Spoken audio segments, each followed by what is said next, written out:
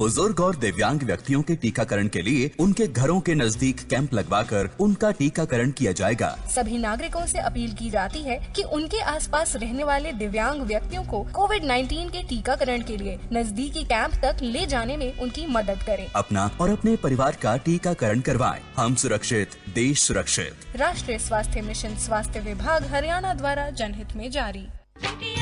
दूसरा बच्चा मुबारक हो भाभी, तुम्हारा परिवार पूरा हो गया।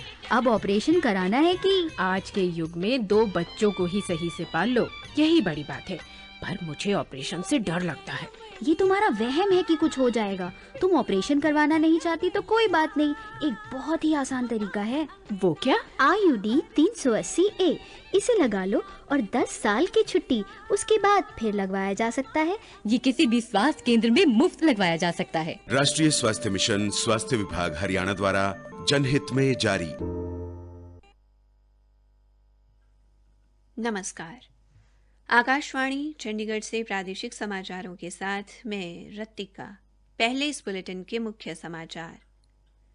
केंद्रीय स्वास्थ्य एवं परिवार कल्याण मंत्रालय ने राज्यों और केंद्र शासित प्रदेशों को अस्पतालों में ऑक्सीजन की मांग पूरी करने के लिए PSA संयंत्र स्थापित करने और स्थानीय जरूरत के लिए मानदंडों की पड़ताल करने को कहा है। प्रसिद्ध और दिग्गज अभिनेता दिलीप कुमार की मृतक देह को जुहू कब्रिस्तान में राजकीय सम्मान के साथ सपुर्दे खाक किया गया। राष्ट्रपति, उपराष्ट्रपति, प्रधानमंत्री और हरियाणा के मुख्यमंत्री सहित कई प्रमुख राजनीतिक हस्तियों और सिनेमा जगत ने उनके देहांत पर संवेदना व्यक्त की है। हरियाणा में आज लगभग 150 स्थानों पर 30,000 लोगों को कोविड वैक्सीन का टीका लगाया गया और टोक्यो ओलंपिक्स के उद्घाटन समारोह में 200 सदस्यीय भारतीय दल की अगुवाई MC मैरीकॉम तथा हॉकी टीम के कप्तान मनप्रीत सिंह करेंगे।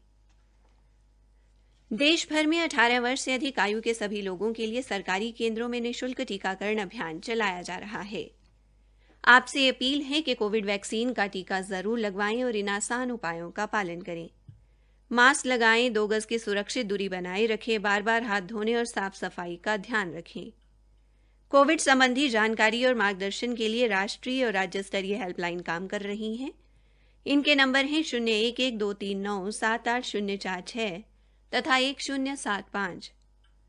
हरियाणा का हेल्पलाइन नंबर 8558-893911 है, जबकि चंडीगढ़ का नंबर 9779558282 है।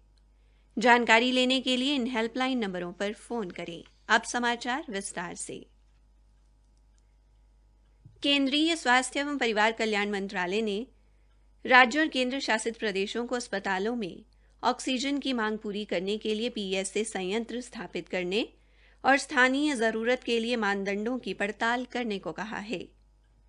राज्यों के मुख्य सचिवों और केंद्र शासित प्रदेशों के प्रशासकों को लिखे पत्र में स्वास्थ्य मंत्रालय के सचिव राजेश भूषण ने कहा कि केंद्र सरकार 1452 PSA संयंत्र स्थापित कर रही है। हमारे संवाददाता ने बताया कि सरकार ने 30 से अधिक बिस्तरों वाले अस्पतालों में PSA संयंत्र और तरल मेडिकल ऑक्सीजन भंडारण टैंक लगाने के मुद्दे की जांच की है तथा संकेतक मानदंड भी विकसित किए हैं। ये मानदंड राज्यों और केंद्र शासित प्रदेशों के लिए अस्पतालों में आवश्यक जरूरतों का पता लगाने में काफी उपयोगी होंगे। स्वास्थ्य मंत्रालय ने कहा कि सभी राज्यों और केंद्र शासित प्रदेशों को अपने अस्पतालों में मुख्य स्थानों पर PSA संयंत्र लगाने चाहिए। ये संयंत्र 30 से 120 बिस्तरों की क्षमता वाले अस्पतालों में प्राथमिकता के आधार पर लगाए जा सकते हैं। मंत्रालय ने यह भी कहा कि 120 बिस्तरों से अधिक की क्षमता वाले बड़े अस्पतालों में ऑक्सीजन उत्पादन के लिए कम से कम एक PSA संयंत्र के साथ तरल मेडिकल ऑक्सीजन टैंक लगाने को प्राथमिकता दी जा सकती है। प्रसिद्ध और दिग्गज अभिनेता दिलीप कुमार की मृतक देह को आज शाम 5 बजे जुहू कब्रिस्तान में राजकीय सम्मान के साथ सपुर्दे खाक कर दिया गया। उनका सुबह मुंबई के एक अस्पताल में निधन हो गया था।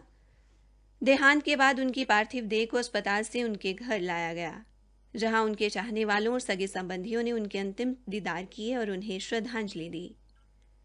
राष्ट्रपति रामनाथ कोविंद, उपराष्ट्रपति एम वेंकैया नायडू और प्रधानमंत्री नरेंद्र मोदी, विभिन्न राजनीतिक हस्तियों तथा अभिनय जगत ने उनके निधन पर संवेदना व्यक्त की है। राष्ट्रपति ने दिलीप कुमार के जाने को एक युगकांत बताया है। उपराष्ट्रपति ने भी कहा कि दिलीप कुमार के निधन से सिनेमा जगत ने एक महान अभिनेता को खो दिया है।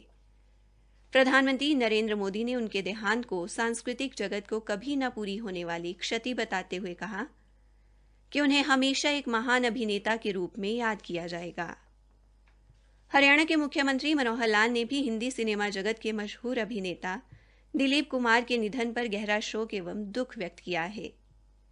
चंडीगढ़ में जारी एक शोक संदेश में मुख्यमंत्री ने दिलीप कुमार को एक बेहतरीन व दिग्गज अभिनेता बताते हुए कहा कि वो सदा लोगों के दिलों में बसे रहेंगे।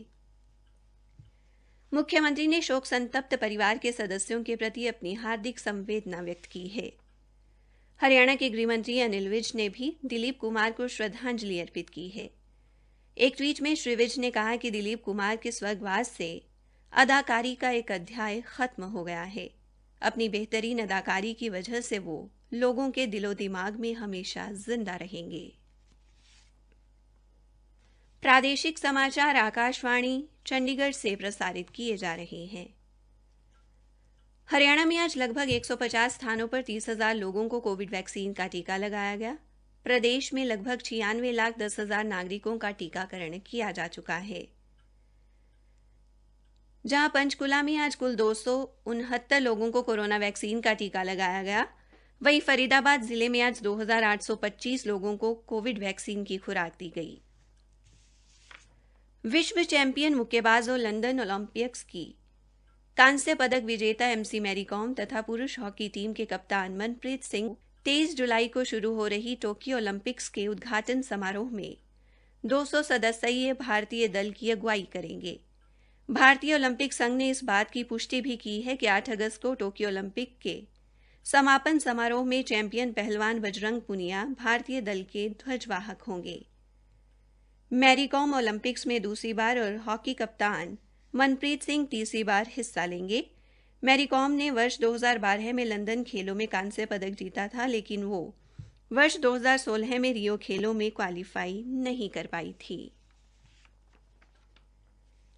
केंद्रीय शिक्षा मंत्री रमेश पोखरियाल निशंक ने कहा है कि राष्ट्रीय परीक्षा एजेंसी संयुक्त प्रवेश परीक्षा जेईई मेंस का तीसरा सत्र 20 से 25 जुलाई तक आयोजित करेगी, जबकि चौथा सत्र 27 जुलाई से 2 अगस्त के बीच आयोजित किया जाएगा। उन्होंने कहा कि परीक्षा लेने के लिए शहरों की संख्या 232 से बढ़ाकर 334 की गई है। पलवल जिला न्यायिक परिसर में आगामी 10 तारीख को राष्ट्रीय लोक अदालत आयोजित की जाएगी। जिला विधिक सेवाएं प्राधिकरण के सचिव पीयूष शर्मा ने बताया कि राष्ट्रीय लोक अदालत में अधिक से अधिक मामलों का निपटान किया जाना है, जिसमें राजस्व, वाहन चालान, बैंक ऋण, विद्युत, पेयजल, बैंक खातों, नगर परिषद व नगर पालिका तथा श्रम संबंधी मामले शामिल हैं। पलवल जिले में 12 से 27 जुलाई तक तपेदिक में मरीजों का पता लगाने के लिए अभियान चलाया जाएगा। सिविल सर्जन डॉक्टर ब्रह्मदीप ने बताया कि अभियान के दौरान आशा वर्कर घर घर जाएंगी और जिन लोगों को 2 सप्ताह से खांसी होगी या जिनके घर में पहले से ही तपेदिक के मरीज होंगे, जांच हेतु उनके नमूने इकट्ठा करेंगी ताकि टीबी के मरीजों का समय पर इलाज किया जा सके। हरियाणा पुलिस ने डाक पार्सल लिखित 2 वाहनों को सोनीपत जिले से काबू कर 590 पेटियों में रखी गई अंग्रेजी शराब की 7,080 बोतलें जब्त की हैं। पुलिस विभाग के एक प्रवक्ता ने बताया कि पहले मामले में पुलिस की एक टीम ने गुप्त सूचना पर कार्रवाई करते हुए भैंसवाल गांव के पास दिल्ली नंबर के कंटेनर से अंग्रेजी शराब की 4400 बोतलें जब्त की। गिरफ्तार किए गए आरोपी की पहचान सोनीपत जिला निवासी सुनील के रूप में हुई है। एक अन्य घटना में पुलिस ने बड़ौता गांव क्षेत्र में खड़े पिकअप वाहन से अंग्रेजी शराब की 2640 बोतलें बरामद की। इस मामले में गिरफ्तार आरोपी की पहचान अमित के रूप में हुई है। इसी के साथ प्रादेशिक समाचार समाप्त हुए।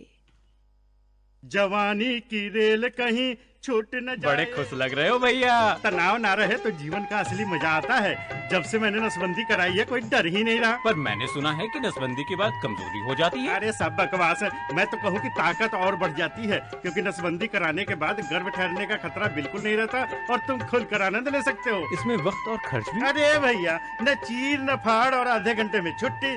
किसी भी स्वास्थ्य केंद्र में मुफ्त में नसबंदी की जाती है। भैया तब तो मैं भी चला।